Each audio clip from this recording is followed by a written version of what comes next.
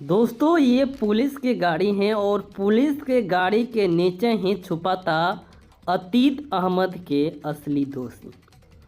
जी हाँ दोस्तों, जैसे कि आपको सुबह उठते उठते ही खबर मिली कि यूपी के सबसे दबंग, सबसे शातिर, सबसे खतरनाक इंसान अतीत अहमद इस दुनिया में नहीं रहे, क्योंकि अतीत अहमद को एक बहुत बड़ा प्लानिंग के साथ